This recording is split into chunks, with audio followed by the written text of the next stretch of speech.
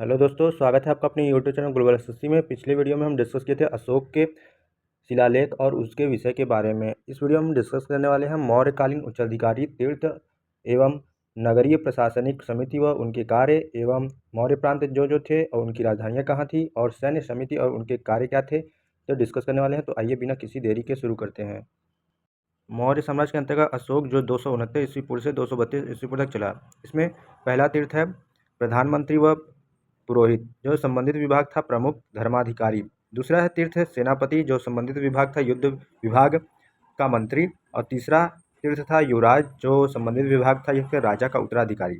चौथा तीर्थ था प्रशासता, जिसका संबंधित विभाग था राजकीय कागजातों को सुरक्षित रखने वाला और राज्य की आज्ञाओं को लिपिबद्ध करने वाला प्रधान अधिकारी। मौर्य साम्राज्य के अंतर्गत अशोक जो 269 ईस्वी पूर्व से 232 ईस्वी पूर्व तक चला है। इसमें अगला पॉइंट है मंत्रिपरिषद के नीचे द्वितीय श्रेणी के अधिकारी थे, जिन्हें अध्यक्ष कहा जाता था। अर्थशास्त्र में 26 अध्यक्षों का वर्णन है। अगला पॉइंट है अर्थशास्त्र के प्रमुख 4 व्यापारिक राजमार्गों का भी वर्णन है। कौटिल्य बताते हैं कि उत्तरापथ की अपेक्षा दक्षिणापथ अधिक महत्वपूर्ण थे। अगला पॉइंट है अशोक के समय प्रांतों की संख्या को 4 से बढ़ाकर 5 की गई थी। प्रांतों का शासन राजवंशीय कुमार या आर्यपुत्र नामक पदाधिकारियों द्वारा होता था। मौर्य साम्राज्य के अंतर्गत अशोक जो 269 ईस्वी पूर्व से 232 ईस्वी पूर्व तक रहे। इसमें अगला पॉइंट है प्रांतों को चक्र कहा जाता था। अगला पॉइंट है प्रांतों का विभाजन विषय में किया गया था, जो विषयपति के अधीन होते थे। अगला पॉइंट है जिले के प्रशासनिक अधिकारी शासन स्थानिक था, जो समाहर्ता के अधीन था। मेगास्थनीज के अनुसार नगर का प्रशासन 30 सदस्यों का एक मंडल करता था और जो 6 समितियों में विभाजित था। प्रत्येक समिति में 5 सदस्य होते थे। मौर्य साम्राज्य के अंतर्गत अशोक जो 269 ईस्वी पूर्व से 232 ईस्वी पूर्व तक रहे। इसमें नगरीय प्रशासन समिति व उनके कार्य का अध्ययन करेंगे। इसमें पहला समिति है कार्य था इनका उद्योग शिल्पों के लिए।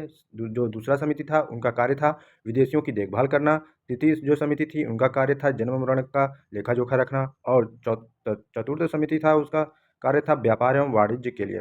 पंचम समिति था उनका कार्य वस्तुओं के विक्रय का ब्यौरा रखना। और छठी समिति था बिक्री कर का ध्यान रखना। मौर्य साम्राज्य के अंतर्गत अशोक जो 269 ईस्वी पूर्व से 232 ईस्वी पूर्व तक रहे। इसमें अगला पॉइंट है मेगास्थनीज ने भारतीय समाज को 7 वर्गों में विभाजित किया था। इसमें पहला है दार्शनिक, दूसरा है व्यापारी, तीसरा है किसान, चौथा है कारीगर या चरवाह, पांचवा है सैनिक, छठवां है मंत्री व परामर्शदाता और सतः है गुप्तचर। अगला पॉइंट है अर्थशास्त्र में गुप्तचर को गुड़ पुरुष कहा गया है। अगला पॉइंट है एक ही स्थान पर रहकर कार्य करने वाले गुप्तचर को संस्था कहा जाता था। अतः एक स्थान से दूसरे स्थान पर भ्रमण करके कार्य करने वाले गुप्तचर को संचा कहा जाता था।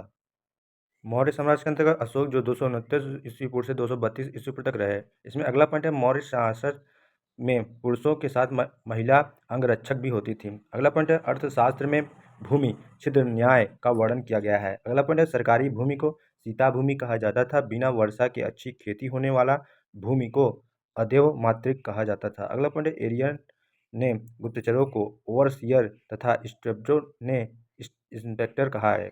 और गुप्तचर विभाग एक पृथक अमात्य के अधीन रखा गया, जिसे महामात्य सर्प कहा गया है। इस वीडियो में इतना ही दोस्तों। अगले वीडियो में हम मौर्योत्तर काल में शुंग वंश, कंड वंश, सातवाहन वंश, इंडो ग्रीक और शक वंश का गहन अध्ययन करेंगे। धन्यवाद दोस्तों।